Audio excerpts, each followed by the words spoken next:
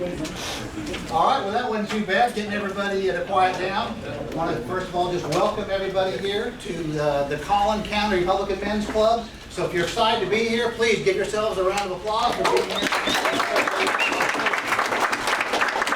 And as you can imagine, we have a tremendous speaker, but we've also got some tremendous guests this evening. So, but this is a Republican meeting in Collin County. So the first thing we always do is open with a word of prayer, and I would like to ask Kellyanne Johnson to come forward. Kellyanne, please, if everyone would stand for a word of prayer. Let us pray. Heavenly Father, we praise you and thank you for the many blessings you have bestowed upon us, including the right to assemble as free people, as we did today, for giving our founding fathers the wisdom, strength, and foresight to recognize, fight for, and protect the many inalienable rights that you, Father, our Creator, have given us, including the rights to life, liberty, and the pursuit of happiness, free from government restraint. We also thank you for the men and women who serve our country in leadership roles and for their families that support them in these roles.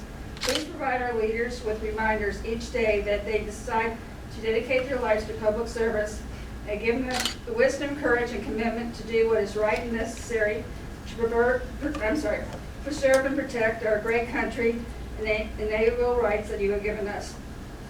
Give our politicians and voters discernment so they make righteous choices. As it is written in Corinthians, let us each lead the life that you have assigned us, to which we have called. And finally, Father, we ask you to continue to guide, inspire, and empower each day in every one of us in this room and in this club, so we may excel in our work as we attend to the matters at hand, and so they may be done. In Jesus Christ's name do we pray, amen. Amen. Kellyanne, thank you. I'm sorry, my voice was going.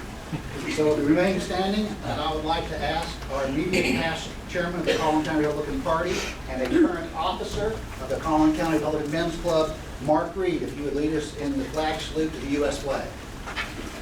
Please join me in the pledge to the United States flag.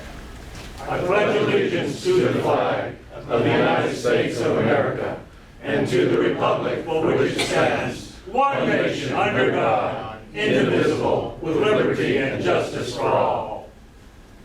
Thank you, Mark.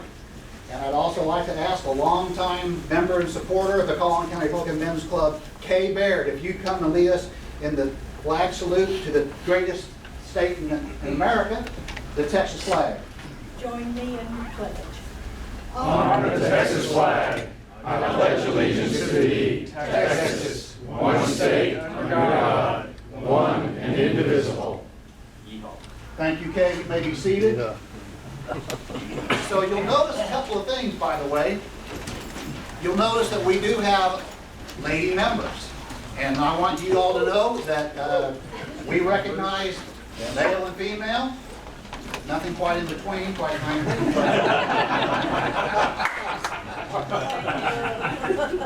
But you're more than welcome. We'd like to have you. You know, it will be the best $25 you ever spent. We meet the third Thursday of every month, except for 1 month during the summer time we take off, which, by the way, this year is going to be the month of June. We will not be meeting in June because what takes place in the third week of June this year? The state convention. And we have a large number of Men Club membership that's going to be attending the state convention in Houston, so we want to encourage that and support that. So we also have, of course, the statewide runoff that is coming up. Early voting has already started, and in just a moment we're going to actually hear from the George P. Bush campaign, as well as the Ken Paxton campaign. We have a representative from the Paxton campaign, and we actually have George P. Bush here this evening. So in just a moment we'll be hearing from both of those.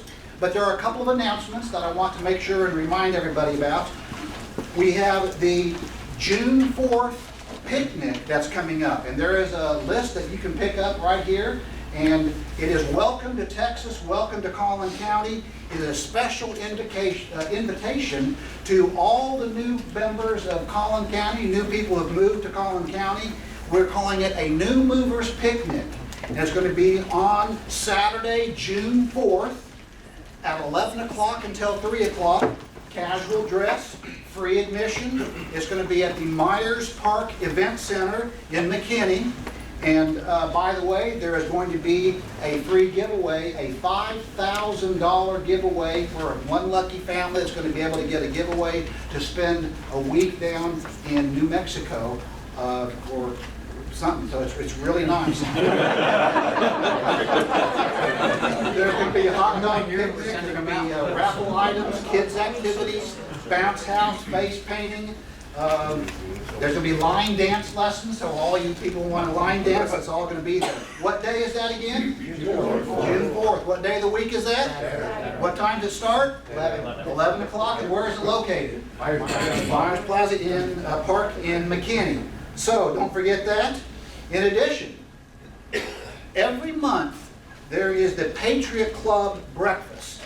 And it's always on a Monday morning. I want to take a brief survey just for a moment. If it was on, instead of Monday, if it was on Wednesday, would that be a positive or a negative? If it was a positive, how many of you all might be able to tell if it was on a Wednesday morning early instead of Monday? Okay. How many would like it to continue to be on a Monday? So, okay, about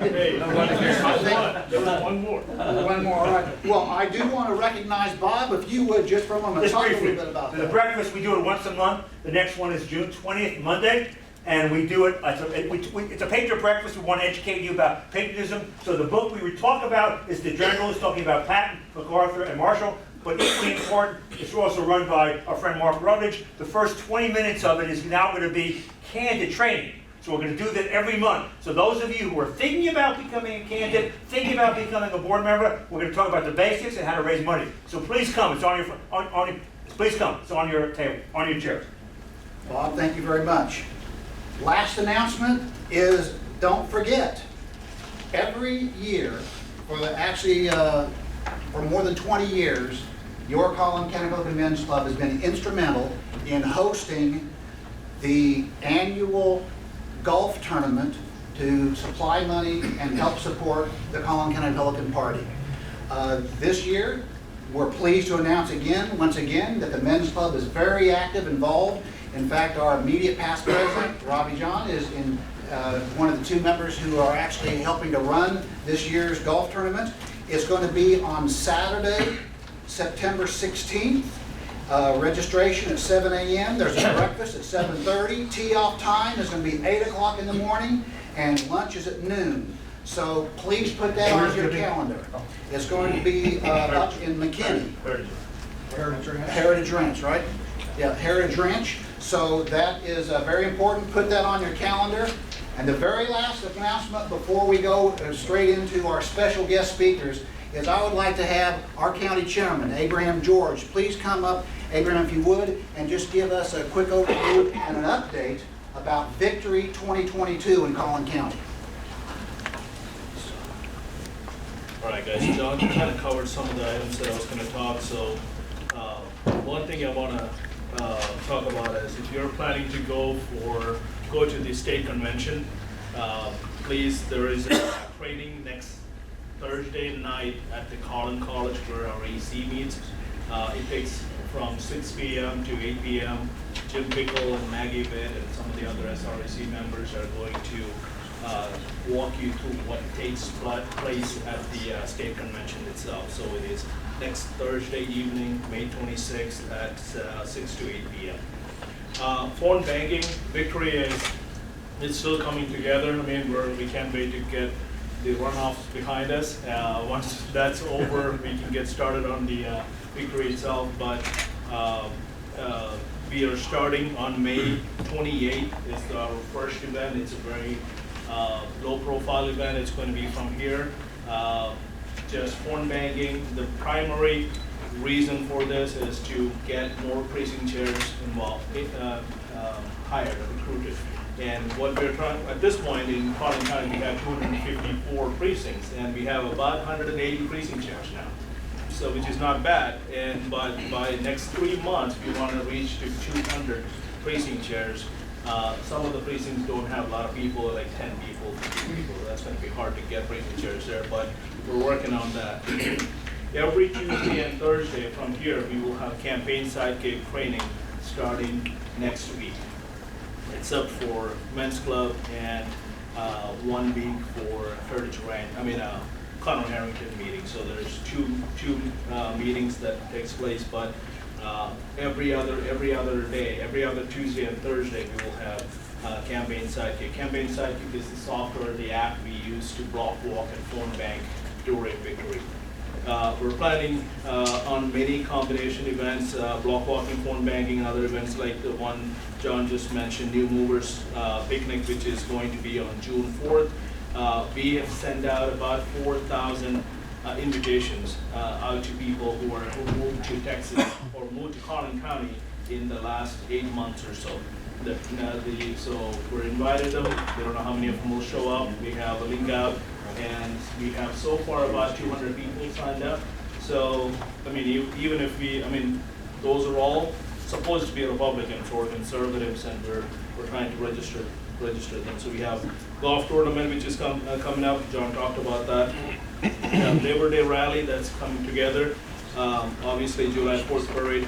A lot of things are happening, right? So if you need any details on any of these things, please visit our website or call the main number or call my cell phone number, and I'll be more than happy to explain any of the information that you need. Thank you so much.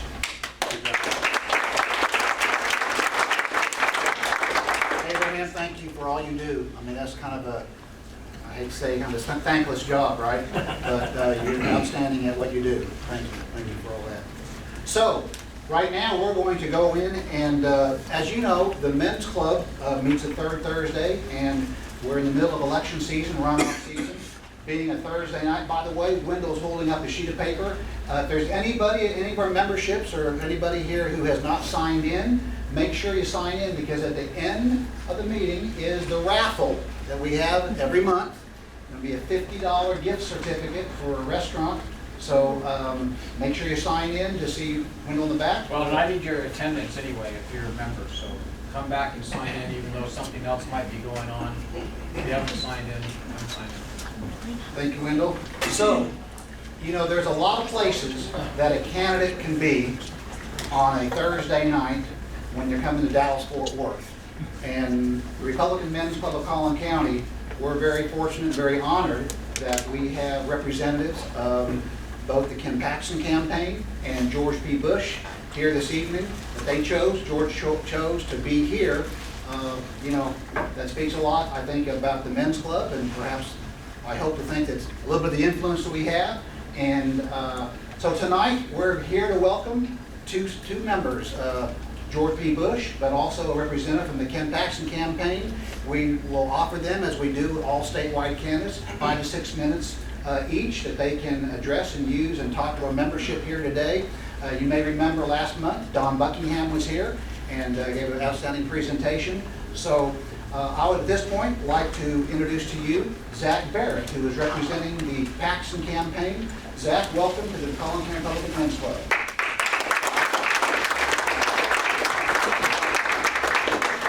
Thank you, John. Thank you, Abraham. Thank you, Republican Men's Club of Collin County. Ladies and gentlemen, thank y'all for being here tonight. It's an honor for me to be here on behalf of our great Attorney General. He is in Gilmer at this moment tonight. He was in Mount Pleasant earlier today, so that's why he couldn't be here, and he asked me to be here on his behalf. And so I am a staunch advocate for this great Attorney General that we have here in this state. I think he is the best Attorney General that we have of all 50 Attorney Generals in this country. He has done more for the state of Texas, Texans, than any other Attorney General, at least in my lifetime, and I'm 43 years old.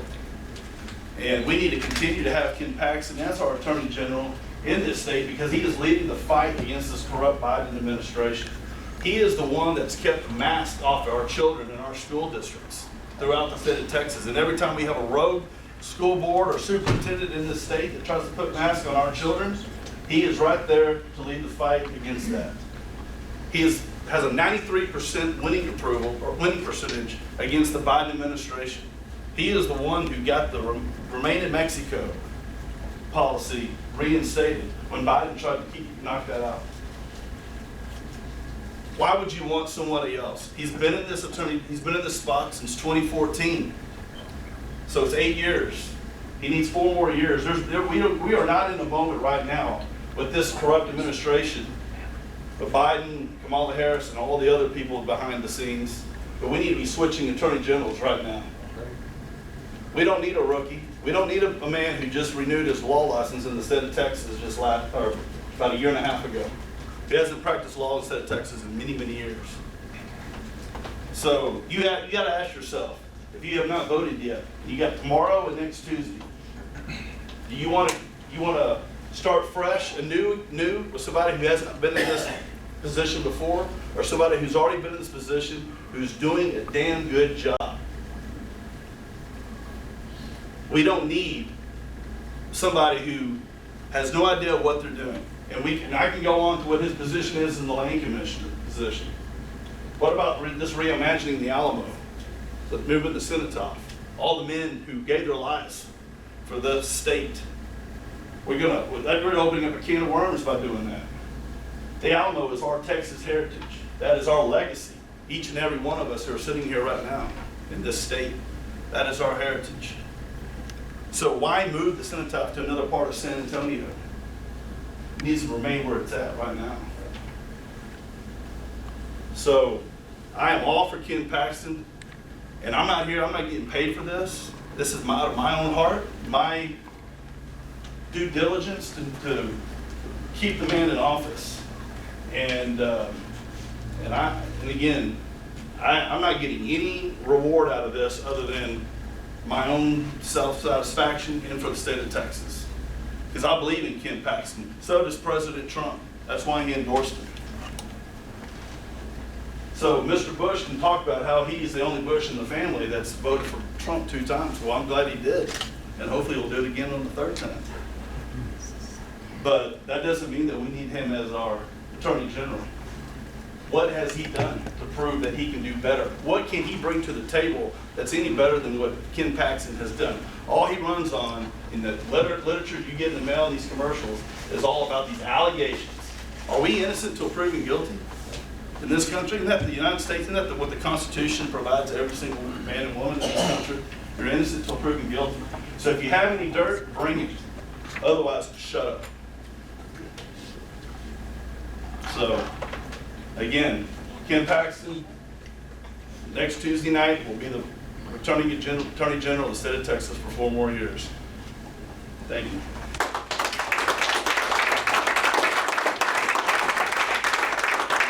Thank you, Zach. Thank you. And next up will be our current land commissioner for the state of Texas, George B. Bush.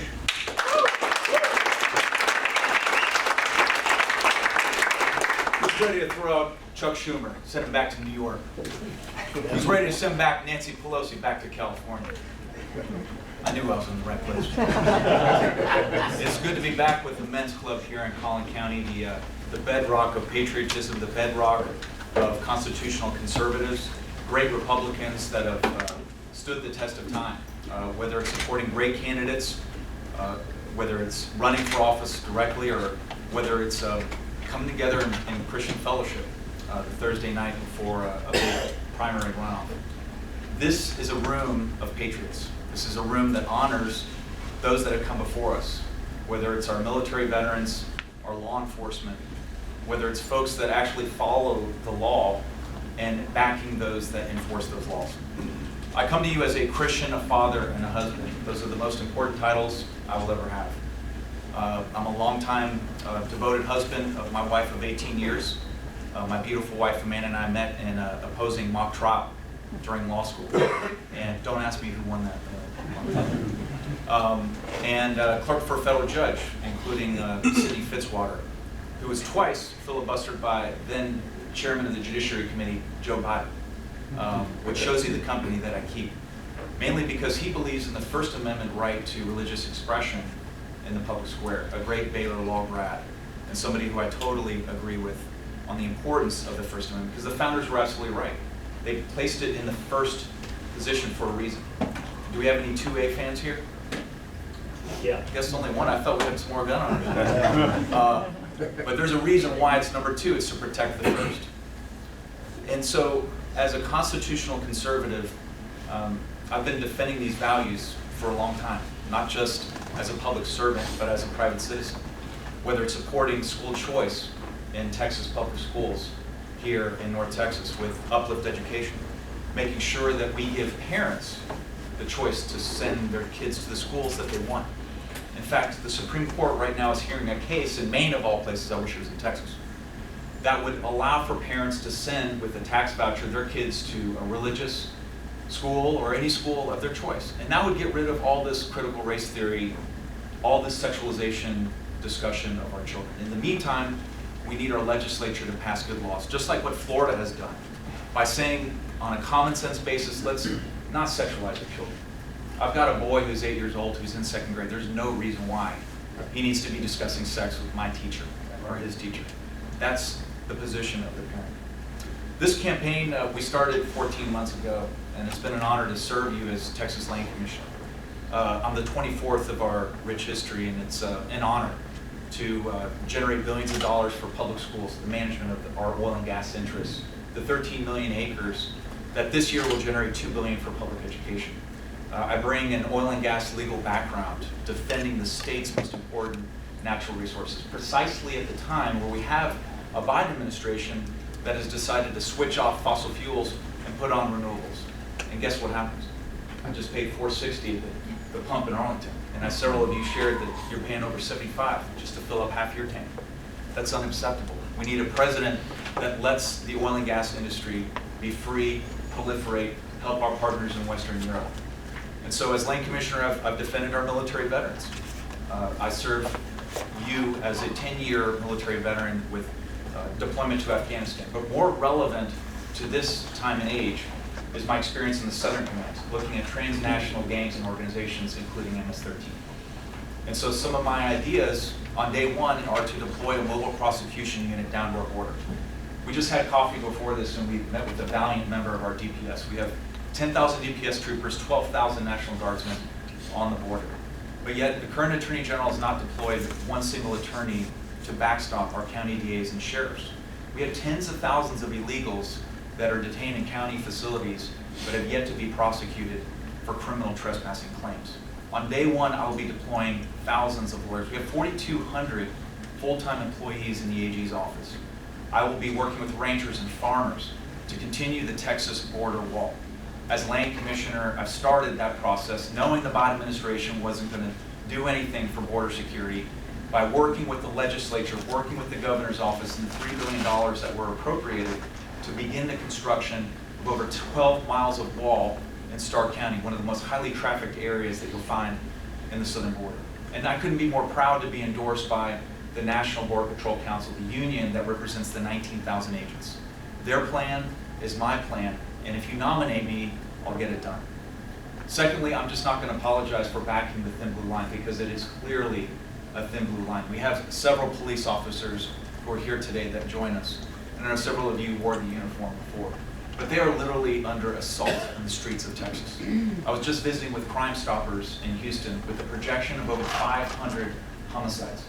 Corporal Galloway shot in broad daylight by an El Salvadoran migrant who was here on an arrest warrant, and thank God was extradited back from Mexico upon fleeing the area of jurisdiction. This is unacceptable. This is not the type of community we want to raise our kids and our grandchildren in. But we need somebody to step into the fold to back our law enforcement. With only two, maybe with Frederick Frazier and Mike Berry and Austin, we'll have 4. But out of a body of 150 in the House and 31 in the Senate, it's the AG's role to back our law enforcement, help back them with the Law Enforcement Bill of Rights, which Texas does not have. 14 other states have it. It's high time that we show them that we're serious about backing them. We got to also take on liberal progressive judges and DAs, including where I live in Austin, not out of choice, but out of necessity. The Constitution required me to move down, where we have DA Garza there indict 21 police officers the same year that he has decided not to prosecute any narcotics felony cases. We have George Soros-backed DAs that are looking the other way, not following the law, and bringing the full weight of their county and the state of Texas behind them. So what that means is we need an AG going to the legislature asking for those authorities to do the job if they're not going to do it, and to hold judges accountable if we continue to cashless bail out repeat violent felons. So in Houston, a majority of violent crimes that are occurring are people that convince a judge, I promise you, Judge, I won't do it again. That's unacceptable. We got to go back to the legislature to ban that practice. And you either stay in jail and await trial, or you pay a bondsman. We need to get back to being tough on crime. I want to close by saying this. The Dallas Morning News, just this past Sunday, reported a poll showing this race as a dead heat. And so I'm not going to be here to trash my opponent. I'm going to spend my time explaining to you the reason why you need to hire me. If you want to learn more about my campaign, please check out georgepebush.com, where you can learn more about my endorsements, my specific proposals and plans to fill in the gaps of criminal law that are not being addressed right now in the streets of Texas. This is going to be a really close race, but we have the momentum. We have 600 grassroots volunteers block walking, phone banking this weekend alone. I'm wrapping up a 50-city tour over the last 40 days as part of my Texas Justice Tour. I thought it was important for my last stop in North Texas to be with you. We'll be going down to San Antonio, visiting with the Deputy Sheriff's Association, the highest-ranking Republican conservative law enforcement agency you'll find south of the Alamo. And then on Saturday, we'll be honoring our first responders in College Station, worshiping at my grandfather's old church in Houston, and then closing the deal on Monday and Tuesday. I ask for you to be thoughtful and prayerful, because regretfully, if Ken is nominated, we lose to the Democrats. And I'm not in this race to run against Ken. I'm in this race to beat the Democrats. Because Rochelle Garza, who's from right here, is an ACLU attorney who fought to legalize abortion for illegal immigrants. This is not your granddaddy's Democrat Party. They're doing all that they can to tear down border wall, create abortion on demand, and take away your guns. We got to win this race. So I ask you to be thoughtful, prayerful on this decision. I thank you for your engagement, for your voice, for your prayers, and your work. May God bless each and every one of you. May God bless the great state.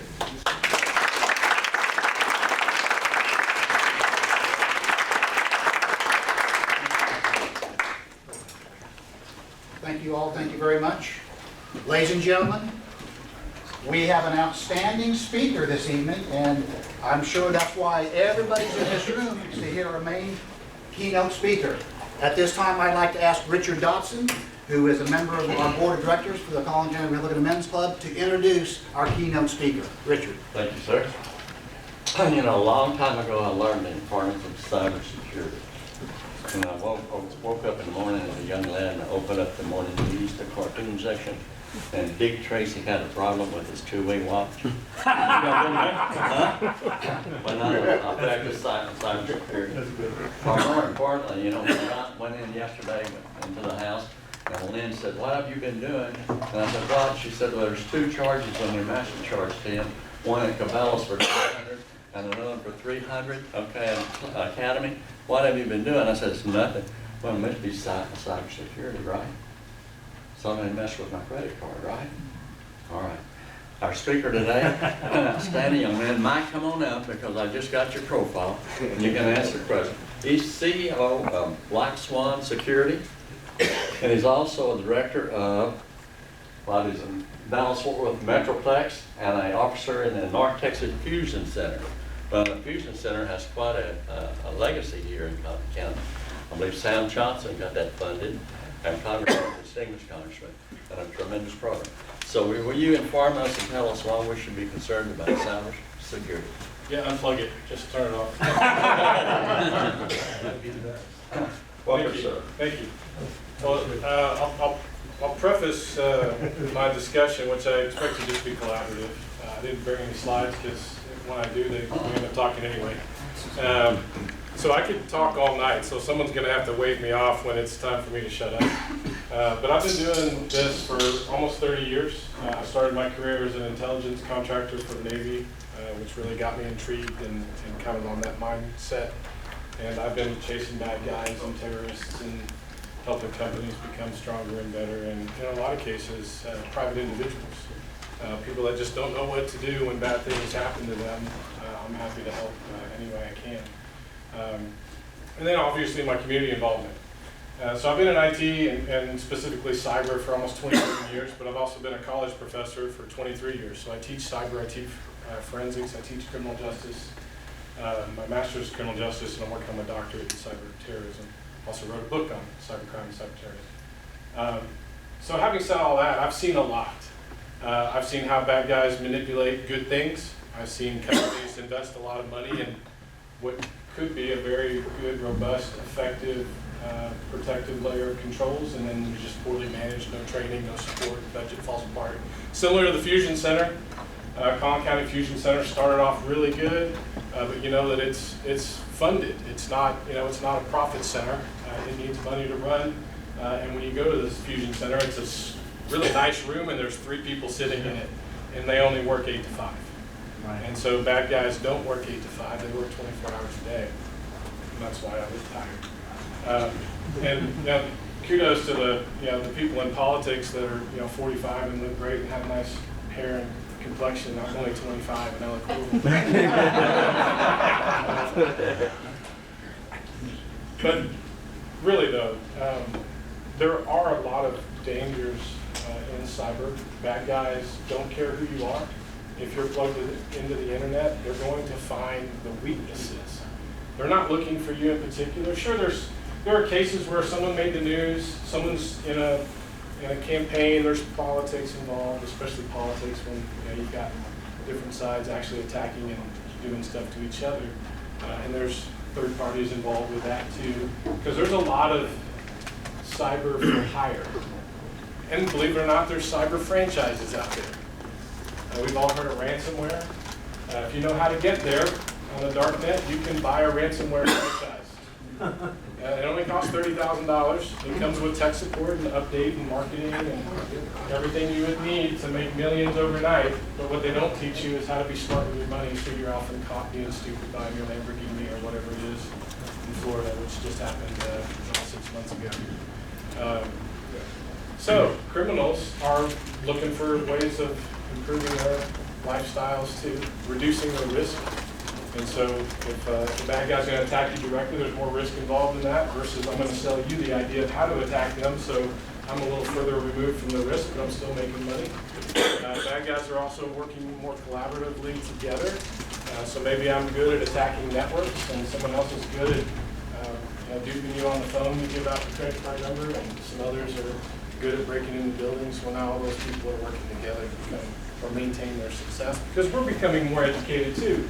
How many of you guys have had a phishing email or phone call or text message in the last week?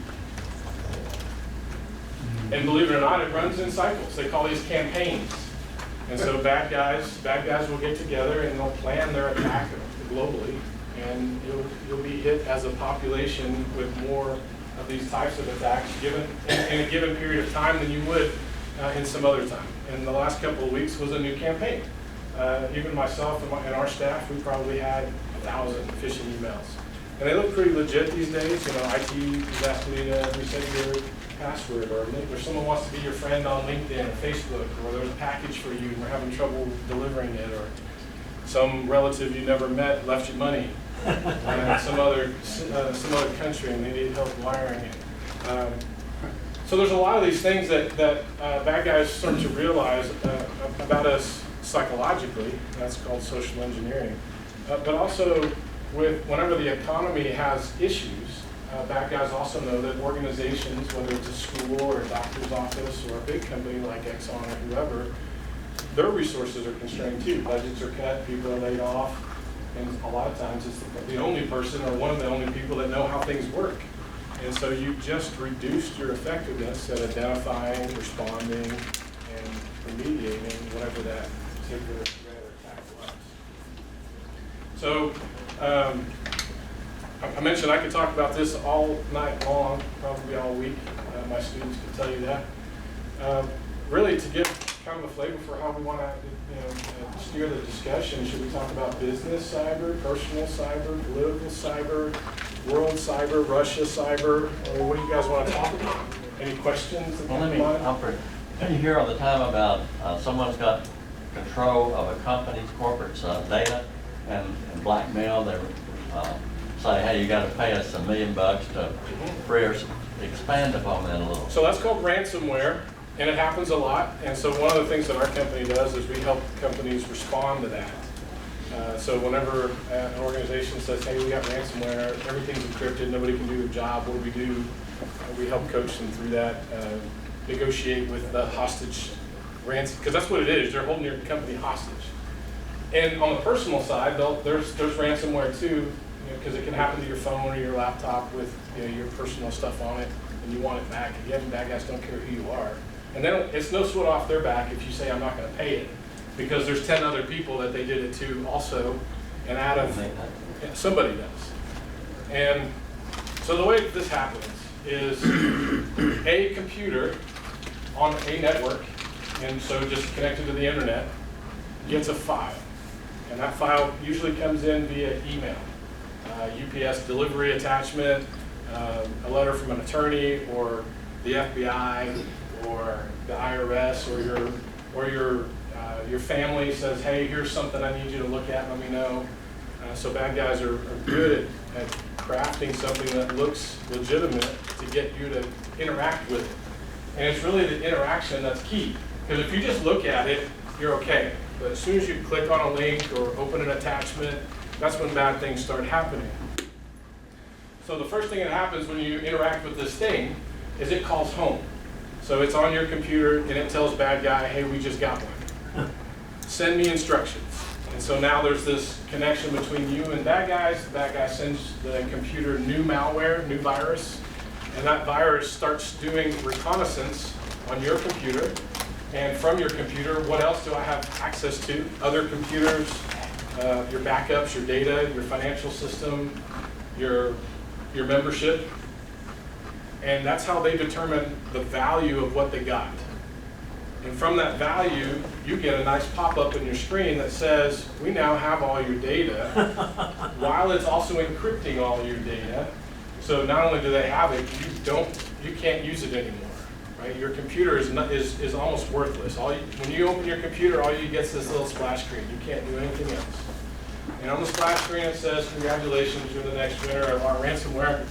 And you have, it depends on who the ransomware gang is. The most prevalent one now is called Lorenz, out of Eastern Europe. They float around between Ukraine and Russia and some others, but they're kind of spread out. But they're called Lorenz, and their MO is, you got encrypted, you owe us money, you have 3 days to acknowledge that we win.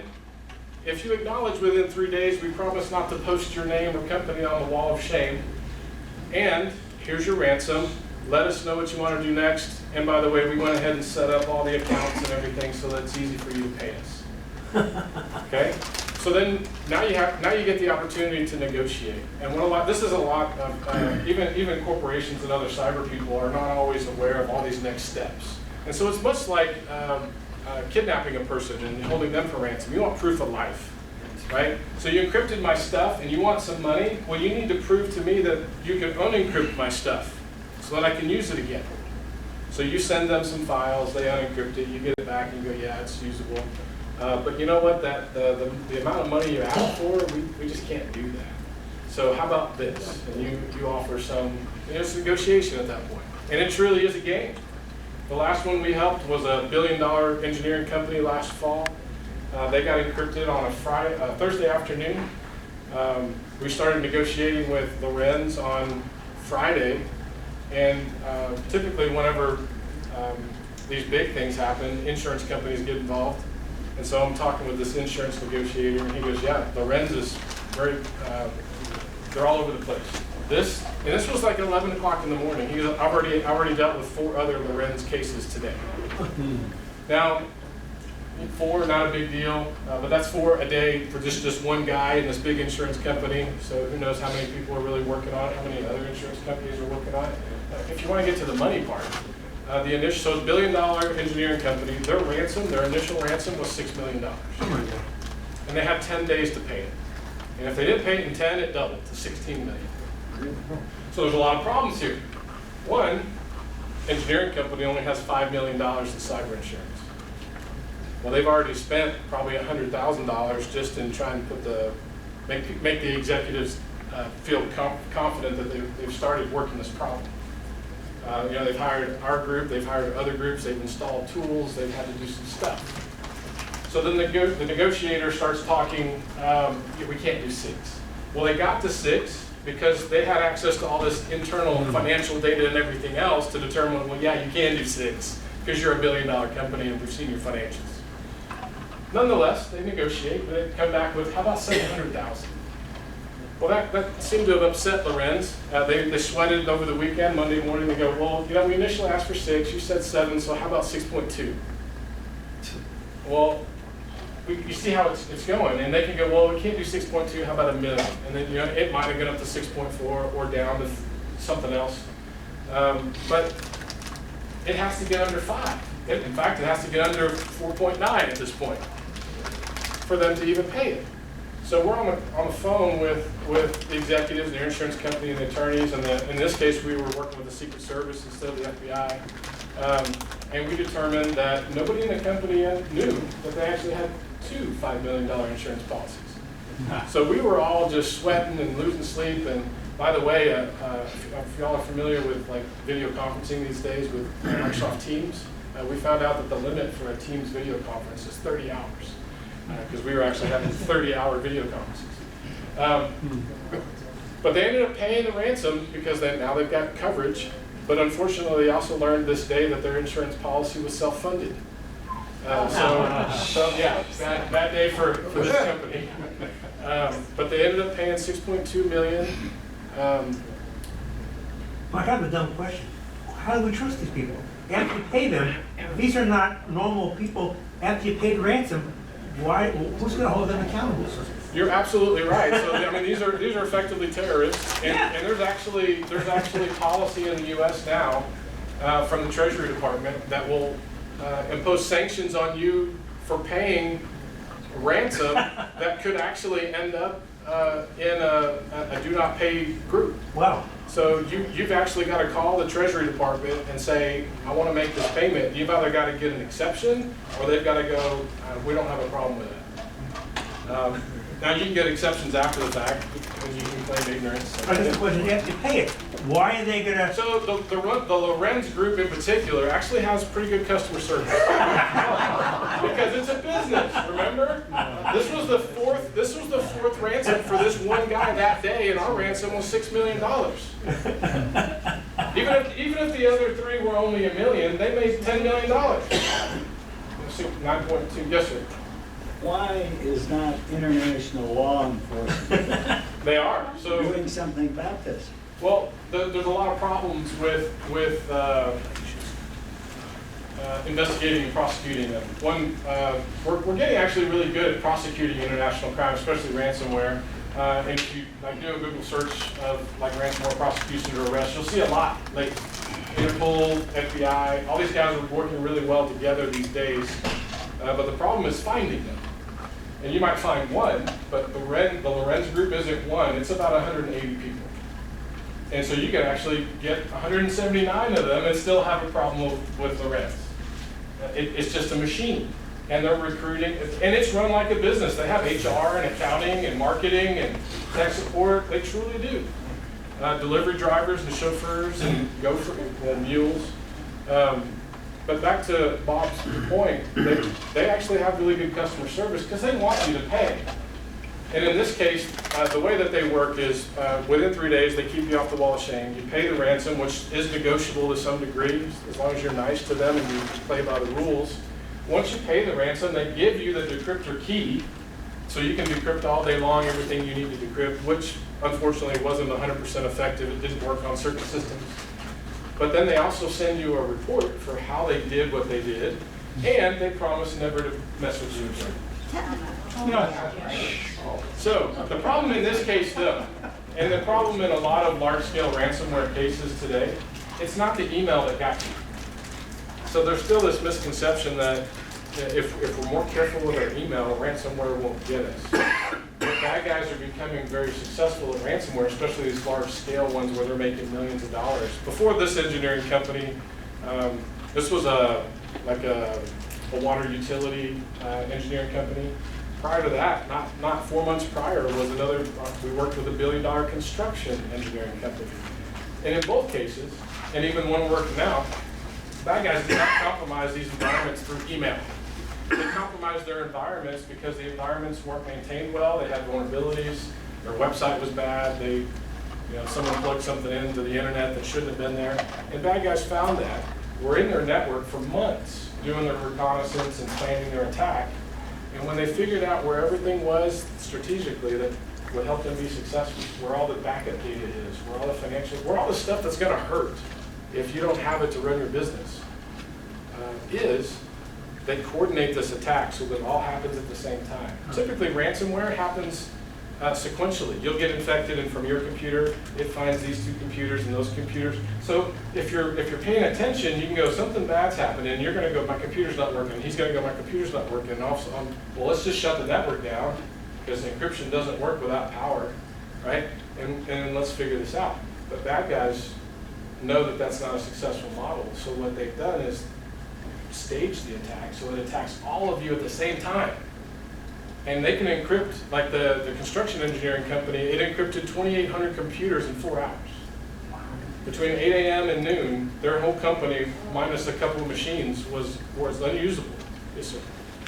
Well, and maybe some of those are very big and the like, but it's a smaller situation.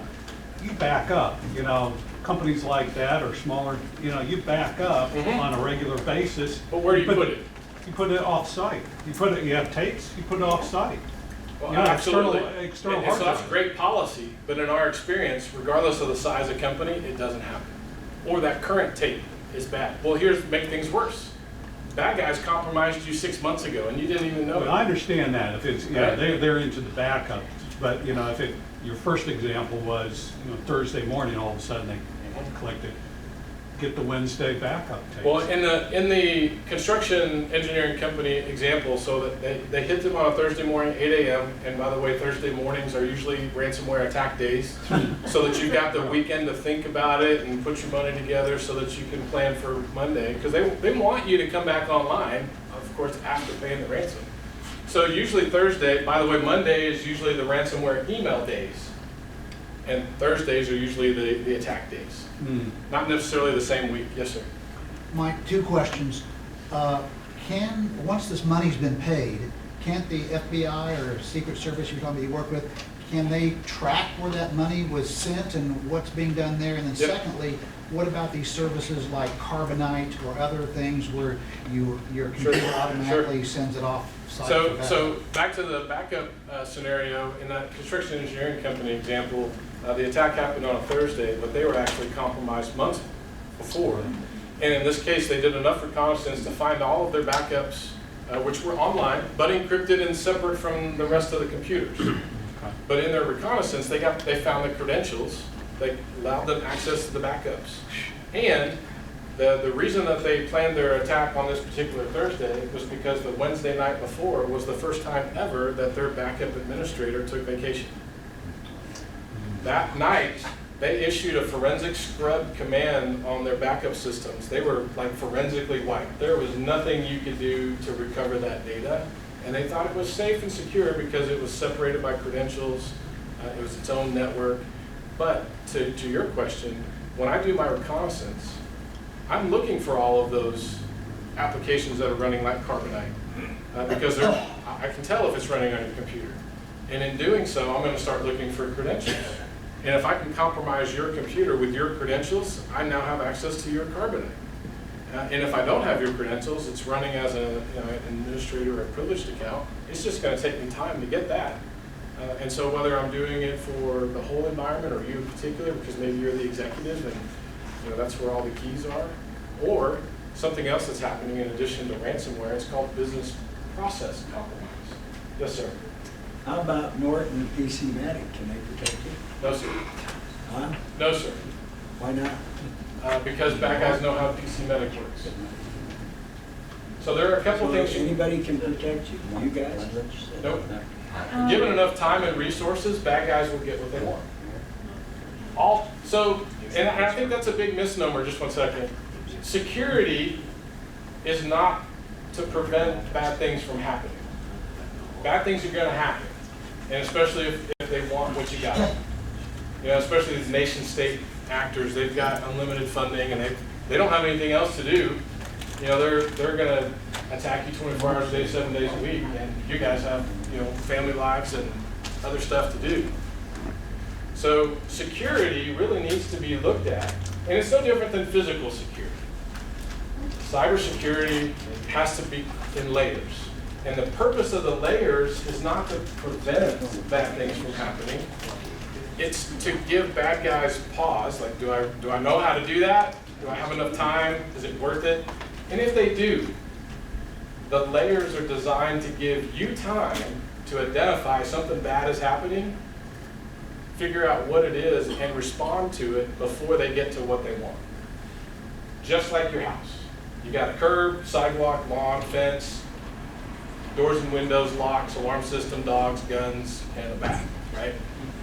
So all of those things are designed to go, I heard a tire squeak on the curb. Look out the window, there's a tire coming. You've got time to do these things, right? It's kind of a simple way of looking at it, but cyber is no different. It's the more layers you put in between bad guys and what you care about, the more time you got to identify and respond to it. And cyber today is not about prevention, it's about responding and preparing for response. Every one of you should have already figured out what to do if your identity's stolen. Is there anybody that hasn't figured that out yet? Good. Well, it's similar to cyber. What happens if your computer gets hacked or stolen or dropped in a pool? And everything you care about is on that phone or that computer. What are you going to do? A lot of people just want to call Mike. And that's okay, because that's one step, and maybe I don't have the answer, but I know who else to call. You know, that kind of thing. Okay. Couple of things. Is there anything beyond two-factor authentication? Like you said, it's inevitable, and you just have to either slow it or make them think, is it worth their time, because they're trying. So there is. So I have that question, and then the other question I have, it has to do with personal insurance, cybersecurity insurance. What's out there? What's available? How do we shop for it? That kind of thing. So any insurance carrier can help you get cyber insurance. Really, personally, your cyber insurance is more just like identity theft insurance. Okay. It's kind of personally, on a personal level, it's a similar policy. But be careful, because insurance companies are becoming more cautious about issuing these policies because of how many claims there are, especially with corporations today. So there's going to be a lot of requirements on you, and you're like, well, I don't know if I want to tell you that. Well, I'm a financial advisor, and so we have lots of hoops and hurdles. We're required to do a lot of different things, changing passwords, two-factor authentication into systems, and so I'm looking for some cybersecurity insurance. And there is going to be a lot of requirements that you have to show that you have two-factor authentication and all this other stuff. Yeah. But and all of these things are always behind. So for insurance to go, you have to have two-factor authentication. Bad guys are like, sweet, I know how to break that, right? So two-factor authentication, much like Norton or any of these other, it's better than nothing. But really the key is being diligent. One of the things, as an example of being diligent, how many of you have on your phone, whenever you get a text message with an attachment, it automatically pops up? Like you can see that picture someone just sent you. Who doesn't do that? Why? I'm in the investigations business. I know exactly what happens if it automatically opens.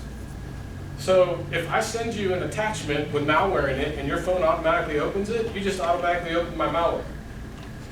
It doesn't take but another second. Like when I get pictures from my daughter, there's a text from your daughter, click here to download it, and then it pops in because you knew it came from your daughter. Or you've got a minute to go, hey, did you just send me something? Right? So it's that pause. A long time ago, there was this campaign called Stop, Think, Connect. Everybody hear that? So it was really designed for kids. Stop, before you click on it, stop, think about it, and then you can click, and then, right? Well, today, especially on your mobile devices, it's really hard to tell where things come from and where they want to take you. So if you ever get a text message that says, click here to call your bank, or click here to log into LinkedIn, or click, don't. You have those other apps probably on your phone. Use those because they were provided by whoever that was, and that's more legitimate than clicking a link. Don't be lazy. Bad guys are planning on us being lazy. So to answer your question about two-factor, there are some apps now called authenticator apps. So that's better than two-factor. Because what happens with two-factor is if I can clone your phone, right? From in here right now, if I have my gear with me, I could clone your phone. I could clone your SIM card. I could probably sniff your, the stuff off your phone that I needed. And if you went and did a two-factor, I might be able to get the code on my phone while you're getting the code on your phone. But I don't have your Authenticator app. And there's several out there. There's like One Touch and one's called Authenticator. Yeah, I have that one. And so whenever you log into a site and it gives you the option, Authenticator app or a code or whatever, you can click Authenticator app, and it's not, because if I compromised your computer and you did text me the code, well, your phone number's there too. So now I know. So there's a lot of stuff there that you can bypass by using other stuff. Happy to go into that in more detail with anybody. I'll leave a card up here if y'all have questions later on.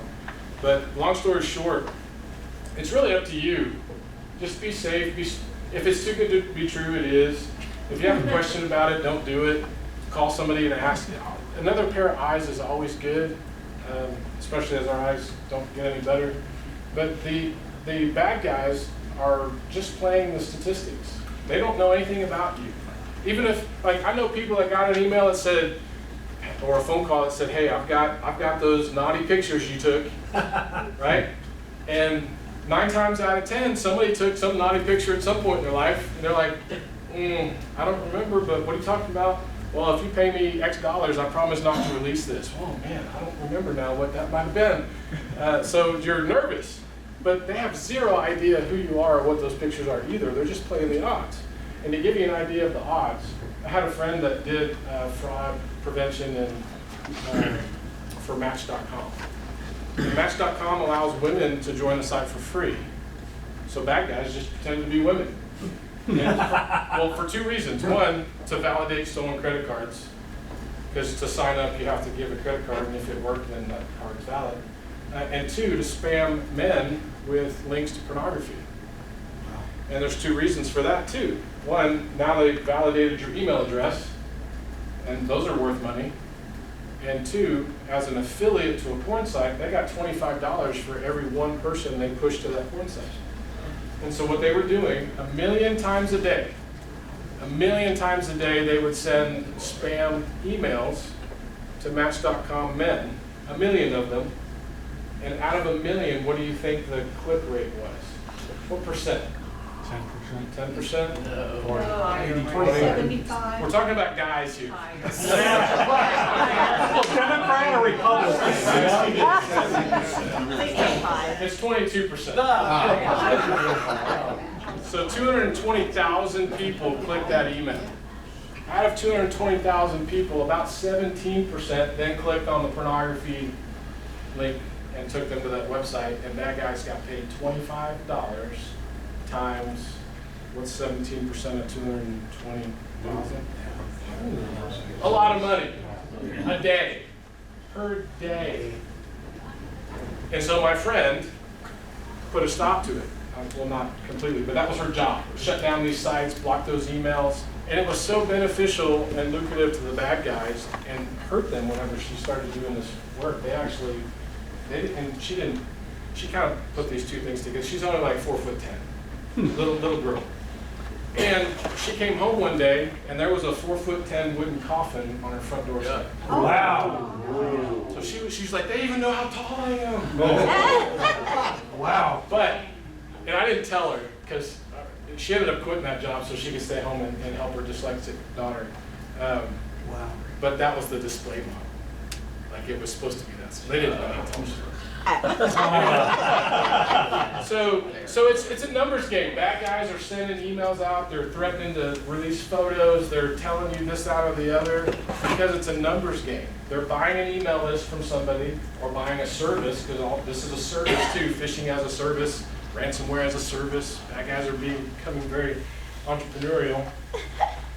And they're just sending emails out, millions a day, hoping that someone, or knowing that some percentage of people are going to click on it, and they just have to sit back and order pizza and buy whatever. And the governments in the countries where this is happening, that turning the other way? They used to a lot, like Nigeria was the worst. And back to the insurance thing, so back up, before I forget, on the insurance policy part, they're gonna ask you a lot of questions, like what do you do? Have you taken cyber courses? Do you know people that are smart like that? Or whatever, personally, and on a personal policy. But then one of the most important things to realize today is that you could get a cyber policy and think you're covered. But in that small print, there's a couple things it says. If you ever file a claim for coverage, you have to demonstrate that you are diligent in every way you could possibly be to prevent this from happening, right? So for example, if you've got your work stuff on your phone, but you let your grandchild or your brother's kids or whatever play on your phone, you're not being diligent. And so when the insurance company comes and goes, well, let me look at your phone, and you've got all these kid apps on there, they're like, why are those on there? Well, it's because I let Tommy play on my phone. Well, sorry, we can't cover you. Another and probably more damning one, and because we get hired by insurance companies too to investigate their side of the story, right? You got compromised or sent $500,000 to somebody, they're going to ask us to investigate that to determine whether or not your claim can be covered. And a lot of insurance policies today are only covering domestic attacks. So to your question, how many of those are domestic? Well, this guy in Florida that got arrested for ransomware, having a franchise, but most of it originates outside the United States. And Nigeria was one of those areas where, especially phishing and all these phone call scams and everything were coming out of Nigeria. People would get up in the morning, go to the internet cafes and just scam people all day long. And the government turned their cheek because money was coming into their economy, right? And they could build new streets and buy new stuff, and people were starting businesses and Airbnbs in Nigeria. But that's changed a little bit. There's been a lot more collaboration among law enforcement to really push back on some of these countries and some of these area hotspots. Over here real quick. Just a quick question. Would you lump LifeLock and similar services into the same thing with insurance companies or not? It's a little different, and so insurance company is really going to rely on you to be diligent and hope that you never have a claim, and when they do, they're able to work with you on that. LifeLock's a scam. LifeLock tries to do something a little more proactive, but it's really kind of narrow focused, and that's really just your credit report, and they do some dark web searches for things they might find on the internet about you. But that's really, so there's a difference. LifeLock does a little more proactive stuff, or so they say, but it's really just automated. And then the insurance company's more reactive. I'm the credit master in this country. Okay. Circle R. All right. There's 2 licenses from the Treasury to do credit repair legally. I have one of them. Okay. I live in Plano. Great. I'm an ex-airline chief pilot that used to run the airline called The Secret for 24 years for this country. Excellent. My security clearance is right up there with his uncle. Right on. Thanks for doing that. LifeLock's a scam. Oh, I don't doubt it. The guy that figured it out was in jail in Phoenix. His name's Robert Maynard. Robert Maynard. Yep. Yes, Norton paid $2.3 billion for it. The FCC has the credit bureaus fix it for free, FTC. You call me at firststone.com and I'll get you out. In fact, we'll go sue the bastards and split. Has there been any, by government organizations or anyone, has anyone tried anything very creative to dig into some of these larger groups or more difficult groups like Lorenz? Like if there's 180 people, isn't there someone there who backstabbed the other folks for $20 million and we will not we'll hide you, take your identity away, put you somewhere else, and we'll never put you in jail if you'll turn all the other 179. And that happens. There's no honor among thieves, and they steal from each other. Even within Lorenz, I might be a member of Lorenz, and I know you're a member of Lorenz, but I don't like you, and so now I'm going to partner with him to hack you to get some of the money that you've got, because I know you've got the same amount that I do, and so that happens. But instead of turning you into law enforcement, I just want, when a cop walks in the room, you go, oh, there's a cop. Right? Well, that same thing happens on the dark web. Cops just don't know how to behave without getting identified, so they've got to really go out to the people that look and talk and act like it to get some of that information. We've had it. Our group. This was probably 7 years ago when the the FIFA soccer championship was in South America. We were the website administrator for the hacker groups that were attacking FIFA. And we were in the room with the FBI going, what do you want us to do? Well, don't do this, and make them do that. And so we had some intel and coordination there. But, so there are activities like that going on. But similar to like geopolitical problems, if you cut the head off of one thing, you got to wonder where it's going to pop up, and is it going to be worse or different? And so it's better to be able to control some of this than to completely eliminate it. And that's true as well with organized cybercrime. They should just submask all that stuff too, right? I mean, it's surprising you can get to Korea, they just submask everything, so it's I so tell companies that all day long. Look, do you do business with anybody outside the United States? No, then block it all. Yeah. Block it all. Okay, last question? I Okay. have a question. So I work in insurance, and lots of personal information of lots of people, and they're starting to use the authenticator apps. How good are those? Better than nothing. And that's kind of my default answer for a lot of different technologies. They're better than nothing. And they're more, and you've got to know how to use it too, right? Don't just, we've got clients that buy $1,000, hundreds of $1,000s worth of gear, and they put it in their network, and they're like, well, it's got linking. Well, you're a publicly traded company. You make hundreds of millions of dollars a year because you make ice. You need to protect that. And if your system goes down, people can't deliver by ice, and it's a financial impact. And he goes, well, and I said, so Doug, his name is Doug, you need to do these, consider doing these things, right? And some of it was like at night and backups and having somebody there to manage, watch batch jobs and this kind of thing. And he goes, well, let me think about it. And he came back the next day and he goes, look, Mike, I think I figured this out. We're just going to turn everything off at night. We don't sell ice at night. Nobody's here at night. So literally, he goes in his data center and shuts it all down at 6 o'clock. Turns it back all on at 8 o'clock. And so he doesn't have to worry about anything overnight. And that's definitely, and that's what I do too. Everything's turned off, unplugged when I'm not using it. All right, any last question? Well, it's back to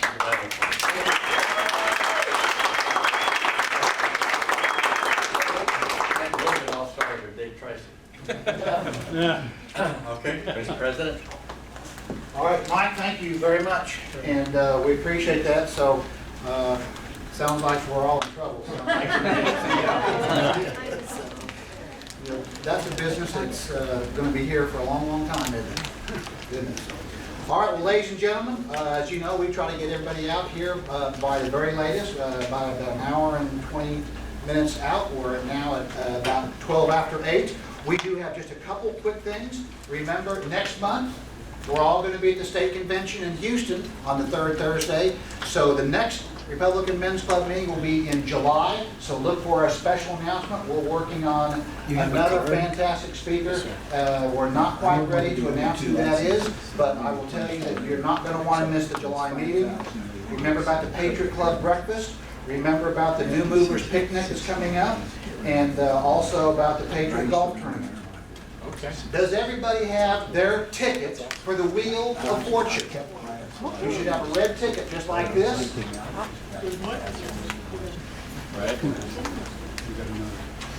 That was my last one. Anybody need a ticket? I'll take a picture. All right. First stone. Tim, if you'll grab those tickets and take them out, you're going to want to. I'm over here. We'll be announcing the winner. Oh, really? Based on these tickets, and you must be He's been present on to the win. radio for 17 years. That's the only reason why Carl Voichberg has been here all the time. He wanted to. Now, while we're passing those out, we would like to have all elected officials and all candidates to come forward and take just a moment to introduce yourself. This is going to be your last chance before the runoff, and of course we got the major election in November. But if you are a candidate, if you're a current office holder, please line up over here on this side. Randy, I see you right here. Why don't you lead the path right over here? And I see some other elected officials and candidates. So come on up, Randy, and tell us all about it. The show. Good evening. My name is Randy Johnson. I am running for judge, Collin County Court Law number 5. I don't usually dress this way when I come here, but I've been out at the polls all day, today, yesterday, the day before. I'll be back tomorrow. We will go block walk on Saturday. We'll block walk on Monday. We'll be back out at the polls. Why? Anything worth doing is worth working hard to do, and I'll work just as hard once I'm elected to be judge. There have been questions raised at the polls about my experience trying criminal cases. I have tried criminal cases in Collin County. My last criminal case was not in 1987. I have tried felony cases and misdemeanor cases in Collin County. I've tried over 50 civil trials in just the last 12 years. That's a lot of civil trials with, you know, anything about trials. I've tried over 50 of those. I've handled over 130 appeals. In order to do appeals, 100 of those have been criminal. You have to have a mastery of the criminal law. You have to know the penal code, you have to know the code of criminal procedure, and you have to know the case law that pertains to that. In order to be able to get on the list to do those criminal appeals, you have to be vetted by the judges.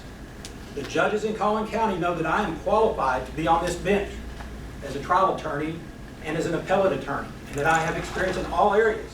And there's been a statement made that this court does not hear civil cases, or only hears a few kinds of civil cases, or my certifications, which I have 3 of, only one of them pertains. That shows a complete misunderstanding of the civil law. I have a certification in civil trial law and a certification in personal injury law. Those are both areas of law that this court hears. I also have it in workers' compensation, and by statute, this court also has jurisdiction over workers' comp. I'll admit, it's rare to have a workers' compensation case in a county court, but this court does have jurisdiction over that.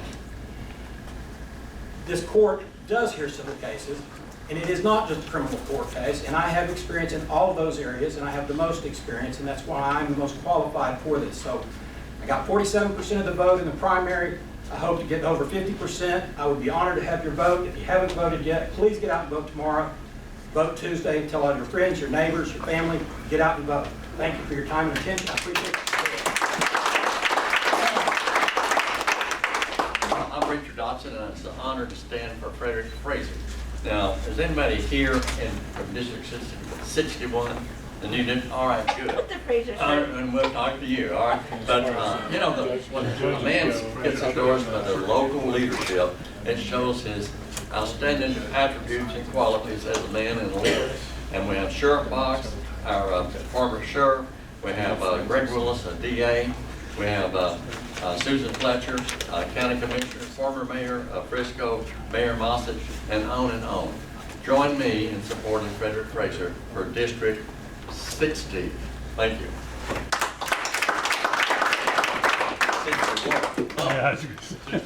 Same boat, Randy. Hi, I'm Lynn Finley. I am your Collin County District Clerk, and I am in a runoff.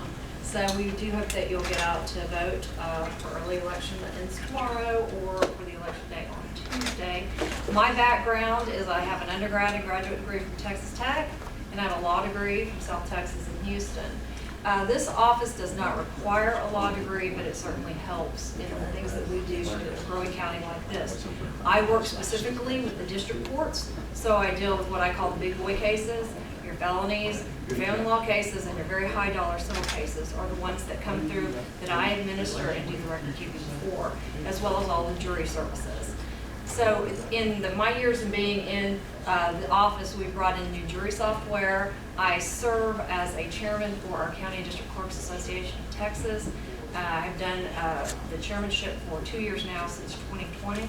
When COVID started, I was sworn in, and I've maintained that position where I do all of the manuals for the District Clerks Association to upkeep of the legislation, which of course is easier for me than some clerks because I do have the legal background. So it's easier for me to go through and read that stuff. I help them write legislation. I help them testify in Austin for their legislation and go discuss it with legislators. And so those are just some of the things that my office does, and I look forward to doing more technology and applying it where it's needed and can be used in Collin County, so we can keep up with the growing number without having to grow a lot of infrastructure and a lot of individual jobs, and keep it tight and keep it working for you guys. So again, thank you for your time, and I appreciate it.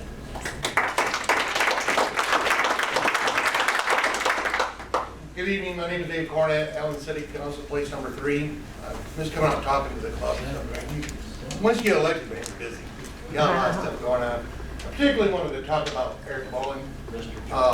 We need him. He's not a fake conservative like his opponent.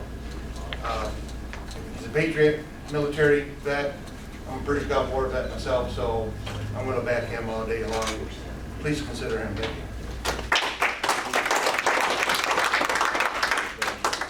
Hi, I'm Kathy Smith, and I'm here for my political friend, Chris Trevino.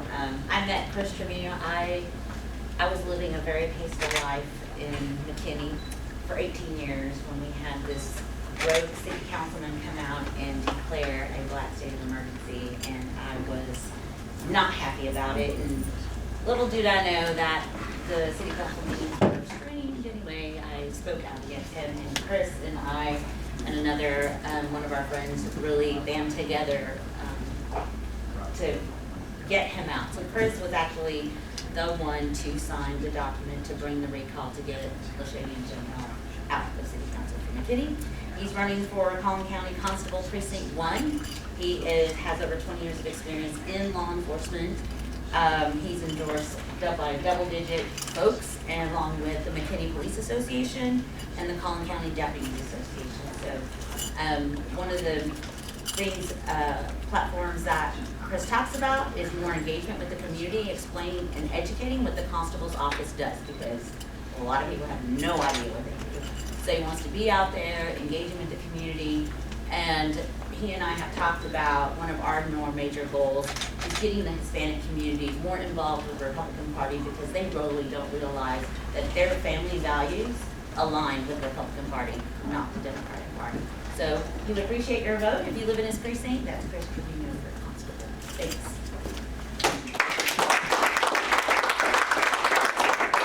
I'd be amiss if I didn't also recognize, we actually have 2 Allen City Council members here this evening. Three, excuse me, but 2 that didn't stand up. But I don't think they're up for re-election. So that's why I lied. But Darren and Dave, say hello. Yes, thank you guys for being here tonight. So, Eric, I think we're ready now for that drawing. Sorry I came up early. I'm so excited to get step away. Michelle, I'm not a leftist. Michelle is doing on.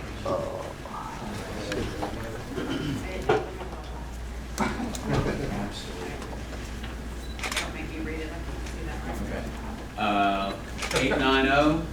890-4815. That's the wrong ticket. You gotta be present to win. Awesome. 4815. Better draw a note, Michelle. Where's your ticket? 890-4784.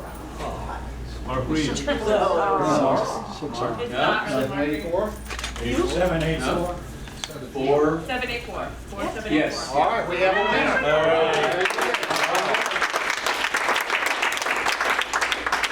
So very good. If you'll come up to the front, and our treasurer, Tim McCord, will get your information and get you that gift certificate. So folks, many of you are regular members. Some of you are not. The Collin County Pelican Men's Club, we're very relaxed, and everybody gets along very well here. We're excited that you all are here this evening, and thank you for coming. We will see you next time in 2 months on the 3rd Thursday. Thank you. We're dismissed.